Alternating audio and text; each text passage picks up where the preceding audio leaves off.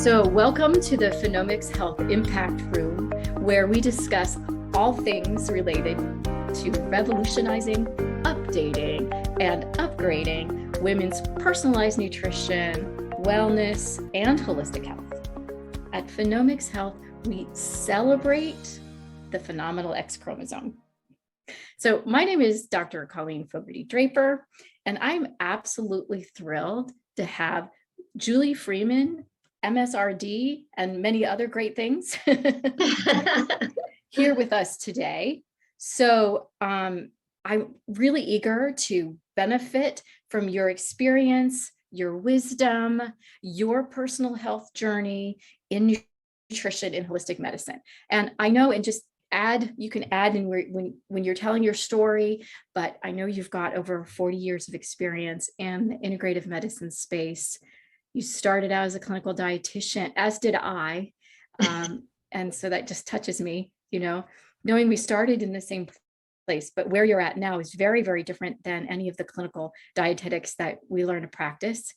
It's a nice foundation to build on, but then you went and reached out in every which way to really broaden your holistic healing horizons and experiences. So would you add anything to that just in terms of your background? Yeah. So what's funny is again, I embrace the fact that we came from the same place. And I oftentimes joke, Colleen, and say that I did not want to be the dietitian with the hairnet in the basement of the hospital. Yeah, I can understand that.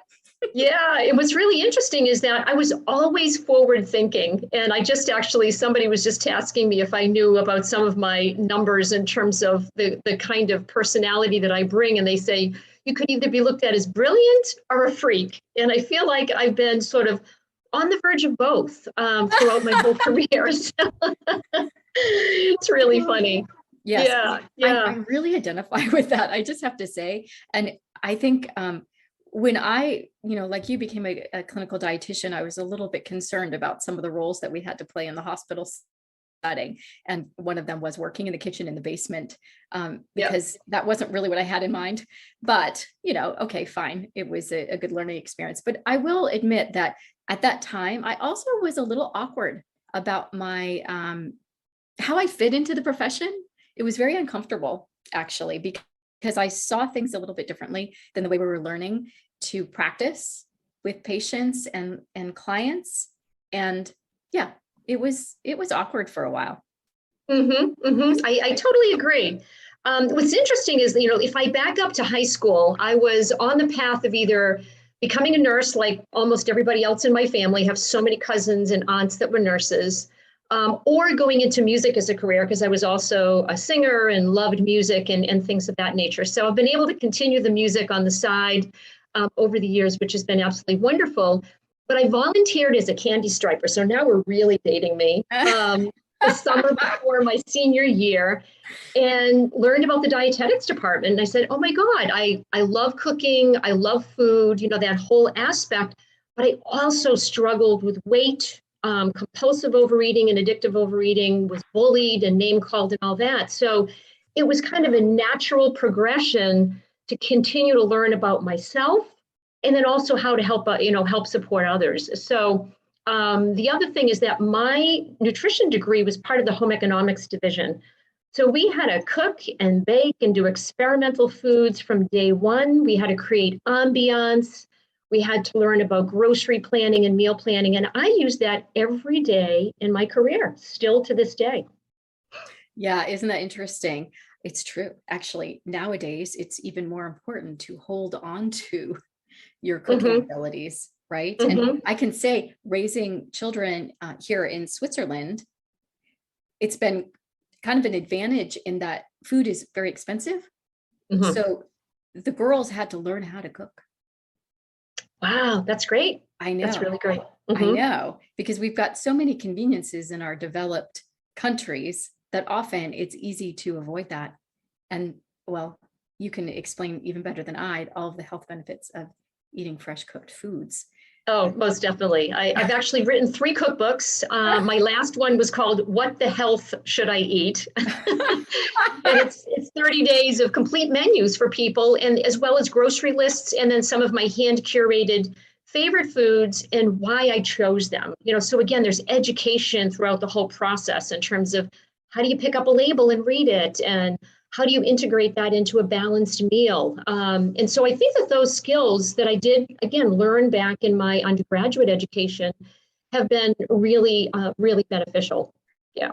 So it's so fascinating because this foundational information is really important. And I think that's why we call it integrative medicine or integrative nutrition, right? Because we're really integrating foundational stuff with all of the new, all of the holistic, all of the broader stuff that is also necessary to integrate into holistic health and healing. And so I'm kind of curious about something, just thinking back, maybe to your earlier career when you were, just starting to branch out and go beyond clinical dietetics.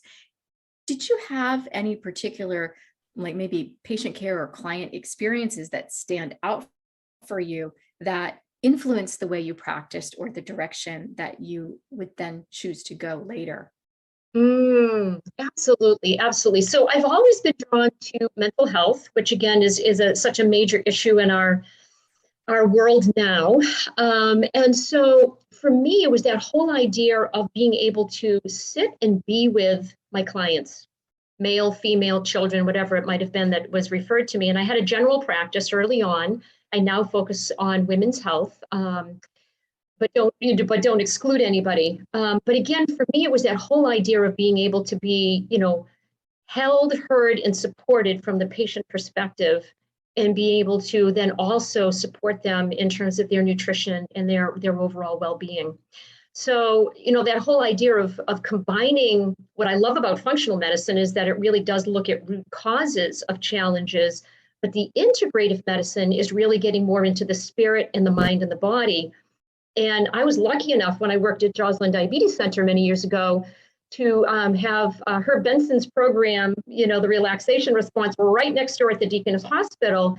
And I went to the president of Joslin at that time, Ken Quickle, and I said, Dr. Quickle, can I go next door and learn this and create an interdisciplinary program? He goes, go ahead, go do it. And it was like, 2 weeks of complete bliss doing the relaxation program. So again, it's that whole idea of how do we support our clients on all levels. Yeah, well, and I love that because, of course, I remember, back working in the hospital, these patients really needed to be heard, and of course, their doctors, medical doctors, didn't have much time for them. The nurses had a little more time for them, and I would often see patients that were quite frustrated because they really couldn't get what they wanted. They couldn't get all the time that they wanted. And the system is set up in such a way that it is actually hard. It's hard to really listen and be present with people, especially if their patient journey is something different than what we learned in our clinical rounds and in our books. And, and then what do we do? Because everything has to be evidence-based. Oh my gosh, now what? I've got this totally unique patient. Should I try some new ideas with that person? Or am I going to get criticized by the medical staff because it's, not traditional, work? So I love that idea, though, that you really got centered around really listening to people, being present with them. It's fantastic. So kind of, I'm going now back to your comment about women's health, your women's health work, because I'm extremely abundantly curious about this, as you know. And I'm wondering if you can just talk about some of the work that you do with women, with, particularly aging women going through their second adolescence of the perimenopause to menopause journey and beyond.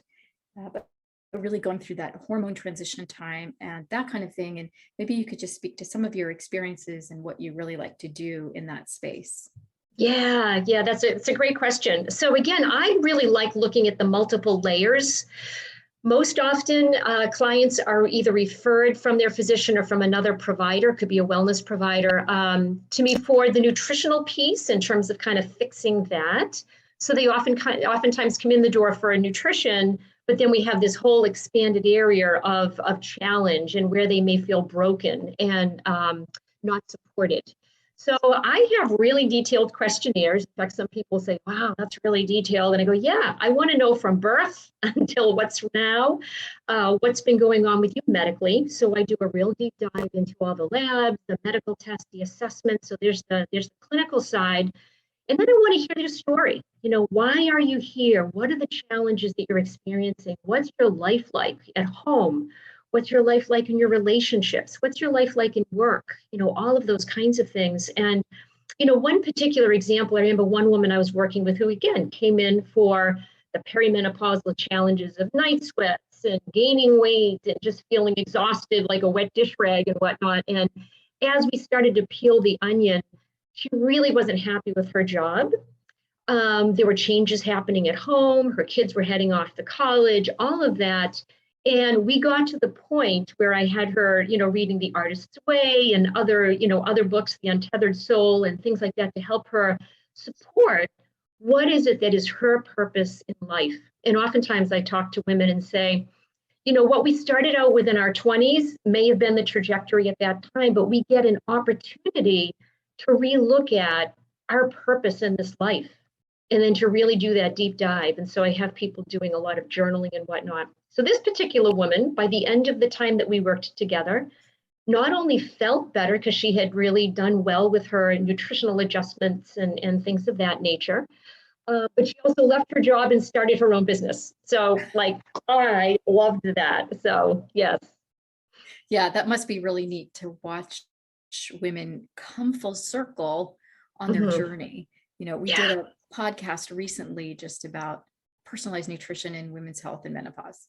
One of the things that we talked about towards the end, and in this case, I was being interviewed, we really talked about the fact that nutrition is very important. We know that we can make a huge difference with nutrition, but we can't do it without all of the other pieces, the energetic, emotional, self-aware pieces that really require us to go deep. Yeah. And without self-judgment, I think, again, we tend to be very self-judgmental and that's what we need to kind of really tear it away. And I have used this term for so many years. I call it the outside observer.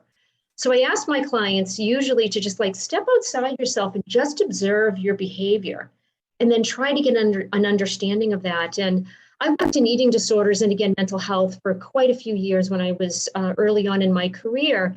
And that was something that I oftentimes would work with my eating disorder clients and say, let's just step outside and observe and then thank your disordered eating or your maladaptive behavior for being there at a time when you needed it. But now you don't. And now you can move on to that next step. So. Oh my God. I love that idea of having gratitude and appreciation for the things that you may feel are your faults or your mistakes. Because I think that is a way to also contend with all the shame and the guilt that we create for ourselves. It's I love that idea of going outside.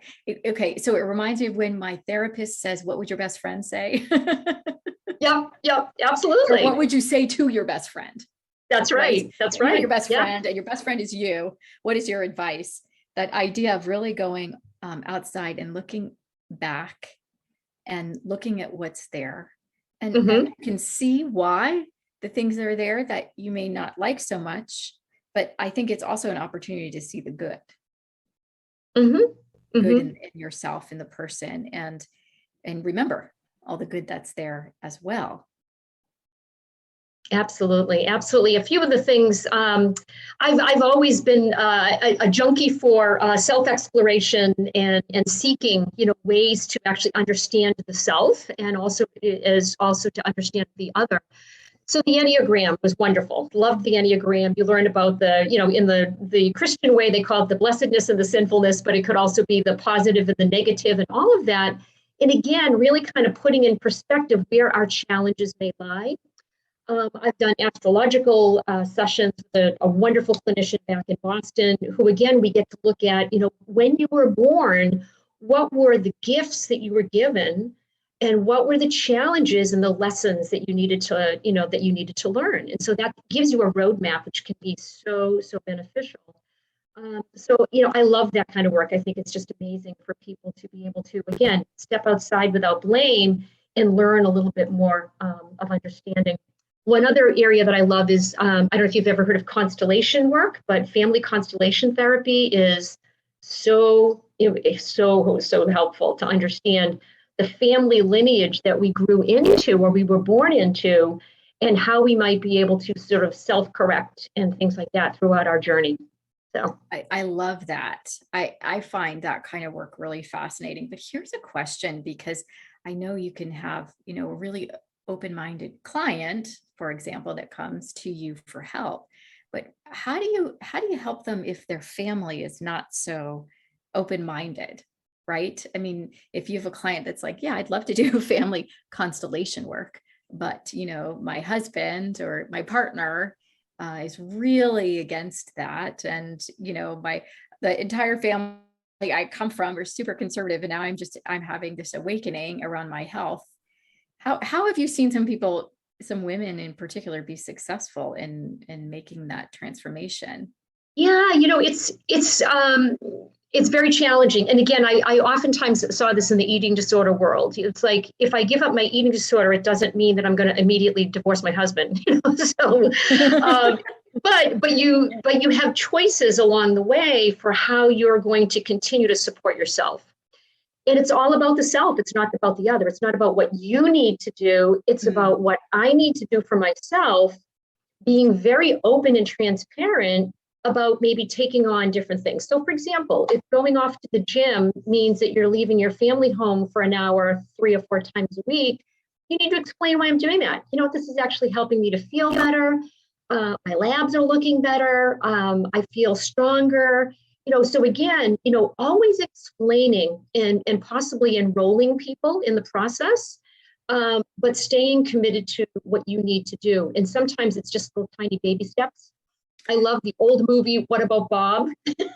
Which is just taking one little tiny step at a time towards your own manifestation. I love that idea. I don't know that movie, but I love that idea of these baby steps, because isn't it true that sometimes we get really impatient with ourselves when you can see the journey you're on, or maybe even what you need to take or what you need to do after lots of work, right? And then you still have to take those steps. You can't leap over the steps. They still have to be experienced.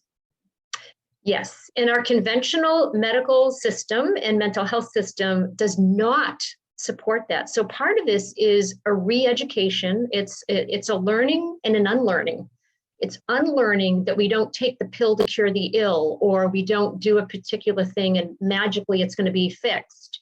It's really it's about the process and observing every little step along the way, and then providing yourself with self-affirmation around that. Yeah. And I think that's really the key, is then you have to celebrate those little steps as well, and say, hey, but I'm so much farther today than I was, a week ago or a month ago. And, it's not going to be like this forever. Right. It's great that we've got all these tools, in society that we can pull from. But the challenge is being convinced that, being confident that there's more than one solution, right? And sometimes the solutions are things that scare us, the things that are uncomfortable, the things that force us to think in ways that we've never thought before, because it's the fact that we're not thinking in those ways that we ever thought before that's causing our block to healing in the first place, right? Absolutely. So it's funny. I just wrote a post about that'll be coming out next month on your blocks. And it was like, some of my blocks have now become my greatest teachers. But again, part of it is recognizing, like, let me be open. Let me at least be curious. That doesn't mean that I need to jump in and do anything, but at least entertain the openness and the curiosity to see what may have blocked you before and how it might have opened up a new route for you. So you make me think of Brene Brown and yes, love her. Glennon Doyle, I have to say, because between the two of them, I'm radically inspired to be authentic and vulnerable. Mm-hmm. And I think that, part of being honest with yourself about the blocks is like being naked with yourself. It's like to really be honest with how you're looking at the world and where those limitations are that you self-create. I really respect everybody that takes the time and really does that, because I think it's quite hard to do. It's not like you just wake up in the morning and say, oh shoot, now I know why I can't seem to get that project done. It's just because I don't like that person I'm working with. It's not usually that simple. That's a start, but often it's what's underneath that, right? It's about that person's triggering you and why that person's triggering you. And now you get to get into your family history, maybe your constellation history, maybe past lives. Mm-hmm. Mm-hmm. And then you get to, oh, now I understand why this block is here and how that person had very little to do with anything other than the fact they were triggering everything within the self that needed healing. Mm-hmm. Right. Mm-hmm. Absolutely. So I'm curious also, because you mentioned Untethered Soul and you mentioned The Artist's Way.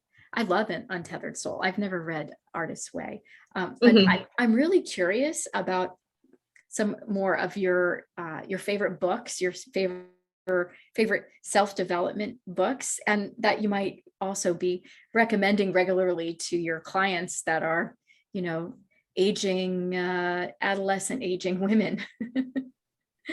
Yeah. So more recently, I read a great book from psychiatrist Julie Holland on moody bitches. And at first I was kind of turned off by the title. Oh, this sounds a little bit harsh.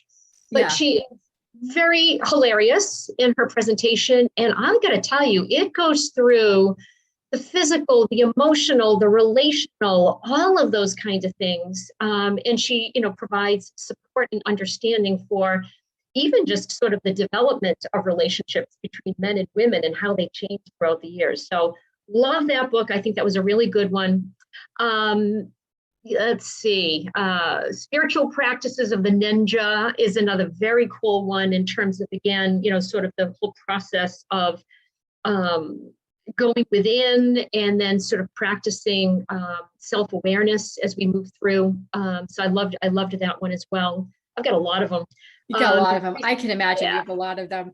That's the beautiful thing, actually. Once you open your mind and heart to these kinds of options, there's so many great books and great articles and things that people have done to try to really change the way we look at healing. So I love your recommendations. Yep. Actually, I have not read the Ninja book either. And Moody Bitches sounds fantastic. I will tell you that I do, as the CEO of my company, I certainly have had moments where that is true. And I see, because the problem is that being radically authentic it means that moody bitchiness is much more likely. And so like going towards that and not fearing that or not suppressing that for me is actually been more of the challenge, but I get it. I get the title. So moving on though, because I don't want to run out of time before we hear, if you're okay with it, hearing a bit about your story and your healing story and what that's taken to you to at present, the kinds of therapy and work that you're doing that's newer and how that's going.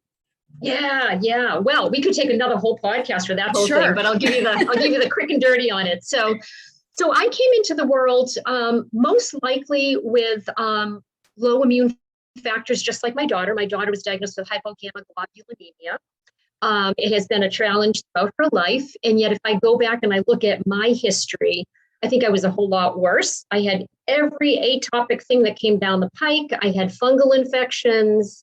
I had strep throats, was on tons of antibiotics and all that kind of stuff. So ratchet ahead. By the time I was 17, I was on very strong antifungals. All of my skin had peeled off of my fingers. All of my nails had fallen off. and I would be wearing Band-Aids. And so, again, obviously Candida, which the traditional medicine, world doesn't, they just kind of poo-poo it unless you're dying of HIV. That was a challenge for me, and I was on strong antifungals. Move on ahead, had all kinds of hormonal challenges, infertility, all kinds of different things. But it wasn't until about 2012 when I was really not feeling well, and I was diagnosed with a rare leukemia called hairy cell leukemia. So the good news about hairy cell is you don't die from it immediately.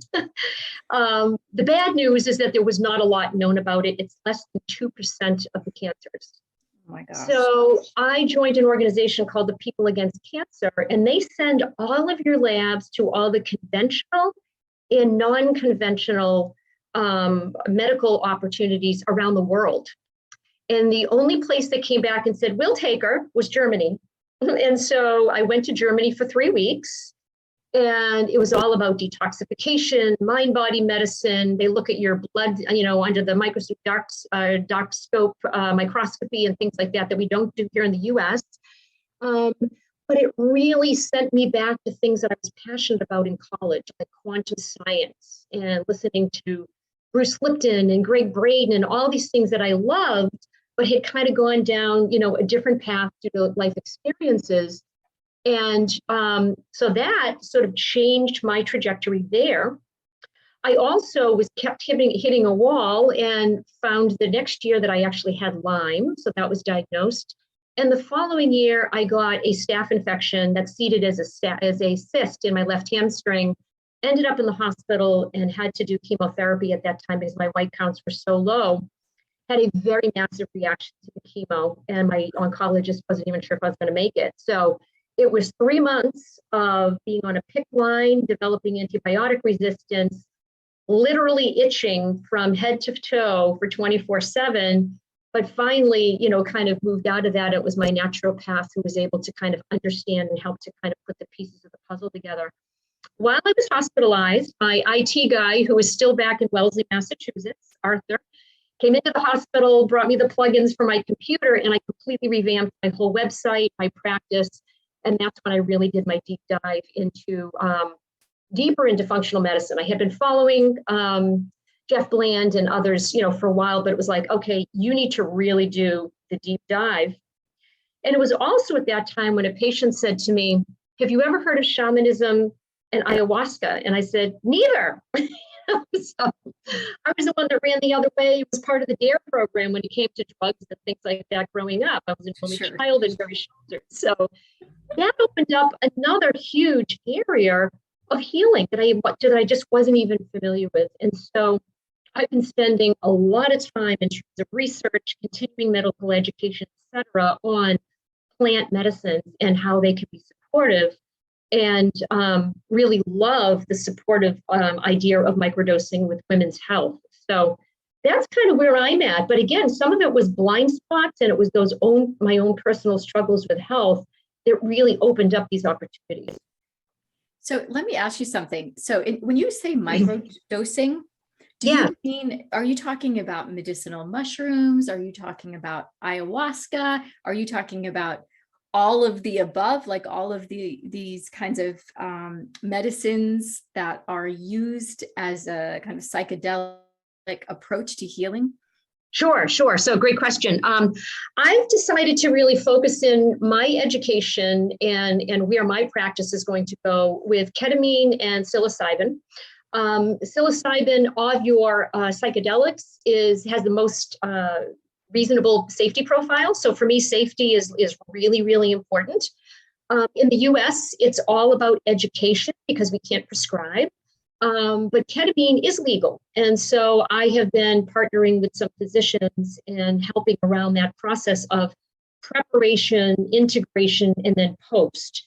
And so one of the areas that I'm really passionate about, and I'll circle back to the psilocybin and the ketamine in just a minute, is actually bringing in the functional medicine model to do the assessment, look at all the labs, look at the lifestyle, the ADLs, the activities of daily living, get that in action before you do your intentional medicine, whether that's going to be microdosing or macrodosing, and then follow through after the fact. And so I think there's a huge potential with, again, intersecting functional and integrative medicine with psychedelic medicine. So that's where I'm really doing my focus in my education. Part of the reason that I also love ketamine and psilocybin is that they both work on different neurotransmitter pathways. We have the glutamate pathway with ketamine, and then we have the serotonin pathway with psilocybin. So again, as we get better with doing genetic testing, and I've been reaching out to so many companies to see, are you going to test those genes to see which plant medicine is going to be best for you? So far, nobody's actually doing it, but I think somebody's going to jump on that one soon. So for sure, yeah, you're going to be seeing that. I mean, there are the gene tests looking at endocannabinoids, so that can certainly give you some insight. And I can imagine adding the genes that affect liver metabolism on top of that, and then even those that affect neurotransmitter metabolism, all of them such key pieces. So I have a few questions though, because first of all, I know psilocybin is mushrooms, right? Yes. But the other, did you say ketamine? Ketamine. Ketamine. Is that also from mushrooms, or is that from something else? No, so ketamine is actually not a traditional psychedelic. It is, it's actually created in the lab, and it was originally used in anesthesia. So, but what's interesting about the research is that it was being used in war times. And what was noticed with soldiers that were undergoing surgery or whatnot is that they were calm, less anxious, and less traumatized by the experiences they were experiencing in war. So most of the research has actually been done on vets. And that's where actually probably the largest application has been in terms of let's check this out. Let's see how this is actually going. So that's how ketamine came into the world of depression, PTSD, anxiety, and things like that. Wow, that is really fascinating. So, and then you mentioned microdosing versus macrodosing. So what do you mean? Yeah, so a microdose is basically like 1/10 of what would be considered a psychedelic experience. And in the psychedelic experience, you've got visuals, you've got auditories, things like that. That has to be really closely monitored with a sitter, a therapist, whatever, whoever might be in charge. With microdosing, it's considered to be subperceptual, which means you don't really notice a pronounced effect, but you'll notice these little nuances like, you know what, I feel more focused. Life just seems a little brighter. And for women, I'm doing a lot of education. I actually have a webinar on this, comparing and contrasting SSRIs and microdosing with psilocybin. And hands down, the potential for microdosing psilocybin is much greater than that of SSRIs. But SSRIs are great as a Band-Aid. If somebody's in an acute stress, thank God we have them. So. Sure, absolutely. So thankful for acute medicine, right? Yes, absolutely. It's very interesting for me to hear about this. And a couple of things I thought of. The first is that when women go into menopause, there's research that shows that they respond differently to SSRIs. In fact, a lot of them are like non-responsive to the SSRIs. So it's different if she's pre-menopause, not peri, but earlier, versus in that peri to post-menopause timeframe, she is much less likely to respond. And when you look at the genotypes that are more responsive, that also changes. So there's a certain genotype that's more responsive based on the serotonin transporter. And when you look at that, in women that are in menopause, it's no longer responsive to this SSRI. So that's the first thing I was just thinking of, that, oh my gosh, what if the psilocybin microdosing is the solution for those women who are non-responsive to that medication anyways? The second thing I was thinking about, and then I think we'll wrap things up really soon here, but I just wanted to know, the final question is around accessibility. So if you work with a client who's really interested in doing microdosing of psilocybin, for example, what is the accessibility of the psilocybin? How do they get it? So it's a real tricky, it's a really tricky area. I do know of some companies that are also affiliated with research. So again, for me, it's like, the source needs to be somebody who's already doing medicine in the traditional way. So part of it is really trusting your therapist or trusting the clinician that you're working with. And if that person, feels that you're a good candidate, then there's the opportunity to maybe be connected with someone. But you can't just go down the street and get it. And I think that's one of the other things is that when we look at a black market, we have to be so careful about medicines that are tainted, that aren't dosed correctly or don't have the right gram amounts, milligram amounts, things of that nature. So yeah, it's such yeah. a good point, actually, Mhm. just around the safety of these kinds of things that it's not a good idea to just run out and buy some psilocybin from somebody at the street corner.